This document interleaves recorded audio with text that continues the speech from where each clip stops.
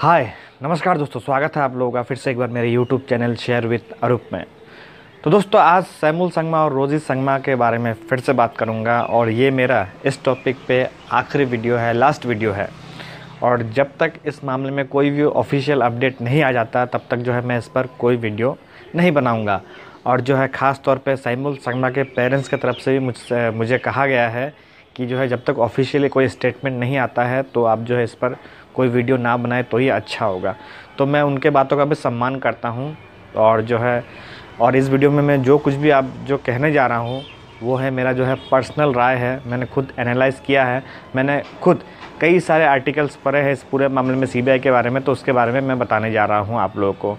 तो इस वीडियो में मैं इस केस की स्टेटस क्या है सैमुल संगमा और रोजी संगमा के बारे में, और उसके साथ जो है सीबीआई ने जो है कौन कौन सा केस संभाला है, मतलब जो है कुछ टॉप ऐसे केसेस है जिस पर जो है सीबीआई जो है टॉप मतलब फेलियर साबित हुई है, और जो है सीबीआई का जो काम काज करने का जो तरीका है वो किस तरह से होता है, जो मोटा मोटी तौर पे मैं आप लोगों को इस वीडियो में जानकारी दूंगा।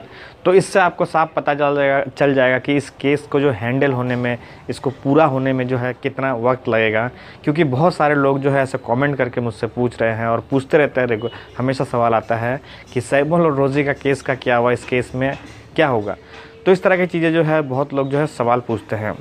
तो इसलिए मैंने सोचा कि बिल्कुल डिटेली कुछ मैं आपको समझा दूँ, जो है खुल के बिल्कुल बात करूंगा इस वीडियो में, ताकि आपको ये समझ में आ जाए कि ये केस जो है कितना लंबा चलेगा और कब इस पर जो है इंसाफ मिलेगा या फिर मिलेगा है भी या नहीं। तो चलिए शुरू करते हैं। तो दोस्तों सबसे पहले इस केस की स्टेटस क्या है वो मैं आप लोगों को बता देता हूँ। जैसा कि आप लोगों को पता है कि 24 और 25 तारीख के बीच जो ये घटना हुई थी, रोजी संगमा और सैमुल संगमा की मृत्यु काफ़ी रहस्यमय तरीके से हो गई थी। और जो है पोस्टमार्टम रिपोर्ट और जो है पुलिस की रिपोर्ट के अनुसार जो है बताया गया है कि ये जो है एक नेचुरल डेथ है और सुसाइड का मामला है, यानी कि उनका जो है मामला यहीं पे ख़त्म हो जाता है, सब खत्म हो गया, कोई केस नहीं बनता है। तो इस हिसाब से उनका ये क्या बोलते ये दावा था। तो फिलहाल जो है 13 तारीख को जो है होम मिनिस्टर की तरफ से ये रिक्वेस्ट किया गया था कि सीबीआई को इसकी जाँच करे, तो ये एक प्रेस रिलीज जारी की गई थी। तो यही तक जो है ये है ऑफिशियल स्टेटमेंट है, फ़िलहाल जो है यही तक हम लोगों को पता है। लेकिन इसके बाद जो है सीबीआई ने जो है कोई ऑफिशियली कोई जो है इस पर एफआईआर दर्ज किया है कि नहीं, या फिर जो क्या हुआ है आगे मामला, तो इस पर जो है किसी को कोई जानकारी नहीं है। फ़िलहाल कोई भी स्टेटमेंट सामने नहीं आया है। तो फिलहाल जो है ये एक नेचुरल डेथ और सुसाइड का मामला है, ये इस केस की स्टेटस है। तो अब आइए समझते हैं कि जो है सीबीआई की जो है काम करने का जो तरीका है वो किस तरह से होता है। थोड़ा इसको भी आप समझ लीजिए, आपको कुछ समझ में आ जाएगा इससे। तो देखिए दोस्तों, सीबीआई के पास ये केस चला गया तो इसका मतलब ये नहीं है कि जो बहुत जल्दी मतलब सब कुछ सॉल्व हो जाएगा, ऐसा बिल्कुल कुछ नहीं है। और ऐसा मैं क्यों कह रहा हूँ ये आपको धीरे धीरे पता चलेगा इस वीडियो में। तो देखिए दोस्तों, जैसा कि हम लोग फिल्मों में देखते हैं कि सीबीआई का जो है बहुत ही एक्शन रोल होता है, जो है घर में घुस जाते हैं, किसी का भी कुछ भी जो है फाड़ फूड़ देते हैं, कपड़े उपड़े फाड़ देते हैं।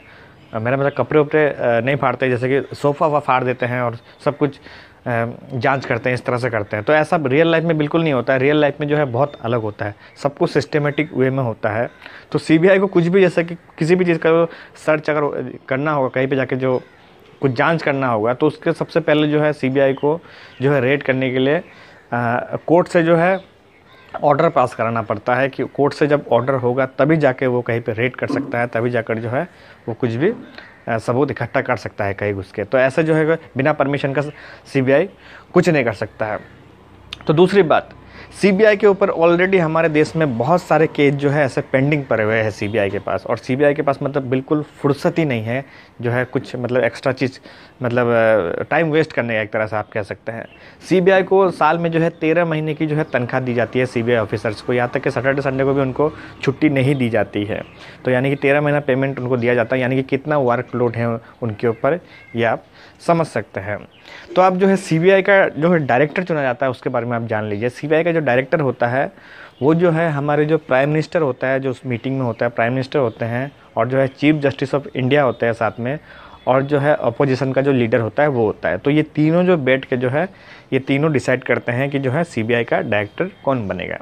तो आमतौर पर यह माना जाता है कि जो सीबीआई का जो केस जो है सीबीआई के पास जब केस जाता है तो ये जो है ऑलमोस्ट जो है पूरा चीज़ जो है गवर्नमेंट के फेवर में रहता है, ऐसा लोगों का आरोप है मान के चलते हैं, क्योंकि जो है गवर्नमेंट की तरफ से ही गवर्नमेंट सोचता है कि हम अपने कोई खास आदमी को जो है डायरेक्टर बना दें तो वो हमारे हिसाब से चलेगा, तो हम अपोजिशन को जो है असर कर पाएंगे, इस तरह सोच के मतलब ये चलता आया है। और जो सीबीआई का जो पूछताछ करने का तरीका होता है वो बहुत ही अलग होता है पुलिस से। पुलिस जैसे कि मारपीट करके कुछ भी करा के जो स्टेटमेंट रिकॉर्ड करा देती है, लेकिन सीबीआई में ऐसा बिल्कुल नहीं चलता है। सीबीआई में स्पेशली उनके पास जो है साइकोलॉजिस्ट होते हैं, सामने होते हैं, और जो है ऑफिसर्स खुद उनके जो है बहुत ही स्पेशल जो ऑफिसर्स होते हैं उनको, वो आपको बार बार ध्यान रखेंगे जब आपसे पूछताछ किया जाएगा, और जो है आपको एक ही सवाल को बार बार रिपीट किया जाएगा। अब जैसे कि 2-3-4 सवाल पूछा तो फिर एक सवाल वो जो रिपीट कर दिया, उस सवाल को फिर रिपीट कर दिया, तो ऐसे कर करके जो है आपको सवालों में उलझा के जो है आपको सच आपसे जो निकाला जाता है। और जो है 25-30 तरह के जो सवाल होते हैं उनके, एक ही टाइप का जो सवाल होता है, वो सभी लोगों को बुला के, मतलब बहुत सारे जो केस से रिलेटेड लोग हैं उनको सबको बुलाकर जो है एक ही टाइप के सवाल पूछेंगे और जो है उनका जवाब जो लिया जाता है। तो इसका जो है सीबीआई का जो काम करने का तरीका होता है वो बहुत ही ज़्यादा जो है लंबा होता है और जो है सिस्टमेटिक होता है। हाँ, लेकिन सीबीआई के पास बहुत ज़्यादा पावर है, ये सच बात है कि वो कहीं भी जाकर जो है कुछ भी इन्फॉर्मेशन जो है फटक से निकाल लेती है, उनके पास जो है इतनी पावर है। तो अब आते हैं टॉप 3 जो ऐसे केस जिसमें जो है सीबीआई जो फेल हुई है, जिससे देश को काफ़ी उम्मीद था कि सीबीआई कुछ करेगी। तो जो आपको जो याद ही होगा गोफोर्स घोटाला, जिस पर जो है कहा जाता है कि 60 से 70 करोड़ का जो है घोटाला था, लेकिन इस पर जो है 250 करोड़ रुपए जो है खर्चे हुए जो है पूरी इन्वेस्टिगेशन या फिर जो पूरी जांच में आप कह लीजिए, लेकिन फिर भी जो है सीबीआई किसी को सज़ा नहीं दिला पाई, जो है आरोपी को जो है सज़ा नहीं दिला पाई, मतलब कोई घोटाला हुआ ही नहीं एक तरह से, मतलब सीबीआई के हिसाब से, मतलब ये मामला निकल के आया है। उसके बाद अगर दूसरे नंबर पर बात करें तो जो है मायावती और लालू के ऊपर जो है कई साल पहले जो है आय से ज़्यादा अधिक संपत्ति की जो है ये जो आरोप लगा था उनके ऊपर, जो केस दर्ज हुआ था, तो ये मामला भी सीबीआई के पास गया था। लेकिन सीबीआई जो है सालों भर तक जो है इस पर इन्वेस्टिगेट करती गई, लेकिन जो है वो ये प्रूव नहीं कर पाई कि जो है लालू और मायावती के पास जो है आय से अधिक जो है संपत्ति है। तो ये भी मामला गया, ख़त्म हो गया। उसके बाद जो है सबसे जो मज़ेदार जो घटना है वो है आरोसी हत्याकांड। ये तो आपको याद ही होगा, जो है एक बेटी की हत्या हो जाती है अपने ही घर पे, उसके बाद जो है नौकर जो हेमराज कहा जाता है, जो नेपाल का था शायद, तो उसकी भी जो है घर पे हत्या हो जाती है। तो फिर जो है बाद में जाकर जो है सीबीआई क्या करती है, जो है माँ बाप को ही आरोपी बना देती है और जो है कोर्ट पे जो है क्लोज़र रिपोर्ट सबमिट कर देती है। सीबीआई मतलब कुछ कर नहीं पाती है और 7 साल इसको इन्वेस्टिगेट करती है सीबीआई, इस पूरे केस को। ताज्जुब की बात है। तो सोचिए कि और फिर जो है सीबीआई क्लोज़र रिपोर्ट सबमिट कर देती है इस पर, और फिर जो है माता पिता को ही जो है जेल हो जाता है। तो उसके बाद जो है हाई कोर्ट द्वारा फिर जो आदेश मिलता है कि माँ बाप को जो है बरी कर दिया जाता है कोर्ट की तरफ से। तो ये जो है ये मामला निकल के आता है, यानी कि सीबीआई कहीं ना कहीं जो है इन्वेस्टिगेशन करने में या फिर सबूत जुटाने में कई बार जो है फेल साबित हुई है, बिल्कुल फ्लॉप एक तरह से आप ऐसा कह सकते हैं। और अगर बात करें सुप्रीम कोर्ट की, तो सुप्रीम कोर्ट भी सीबीआई के ऊपर जो है टिप्पणी कर चुकी है, कह चुकी है सीबीआई को कि जो है आप सरकारी जो है तोते की तरह जो है काम मत कीजिए, मतलब किसी का पक्ष लेकर काम मत कीजिए। इस तरह से जो है सीबीआई को उन्होंने डांटा था एक वक्त।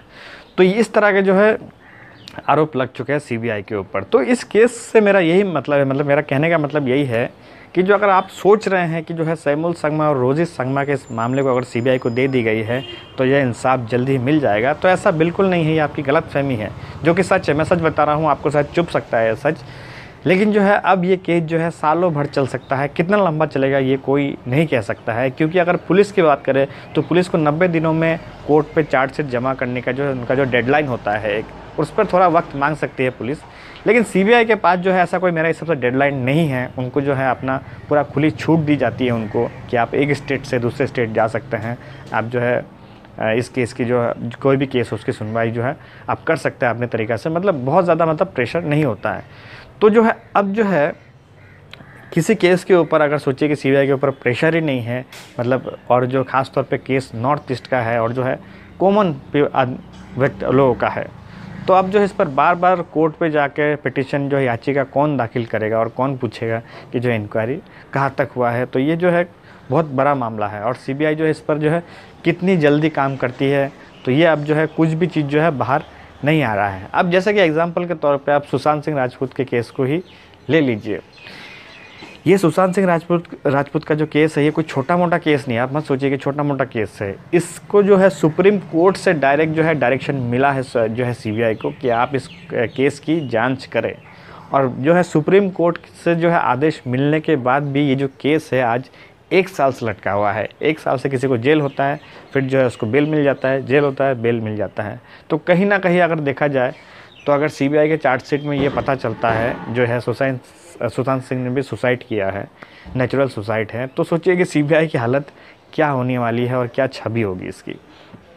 तो मेरा कहने का मतलब यही है, इस वीडियो का मकसद यही है कि सैमुअल संगमा और रोजी संगमा के मामले में अगर कोई भी आप जो है जानकारी चाहते हैं तो फिलहाल जो है आपको अभी नहीं मिलने वाला है। तो आपको बहुत ज़्यादा समय वेट करना होगा इन लोगों के जो है जस्टिस के लिए। तो इसीलिए मैंने ये वीडियो बनाया था। तो ये मेरा वीडियो आखिरी वीडियो है। तो इसके बाद अगर ऑफिशियली कोई अपडेट आता है तो मैं वीडियो बनाऊँगा, तो इससे पहले मैं नहीं बनाऊँगा। तो इस वीडियो में बस इतना ही। बाकी मेरे वीडियो देखने के लिए आपका बहुत बहुत धन्यवाद। और अगर आप हमारे YouTube चैनल पर नए आए हैं तो सब्सक्राइब कर लीजिए। धन्यवाद।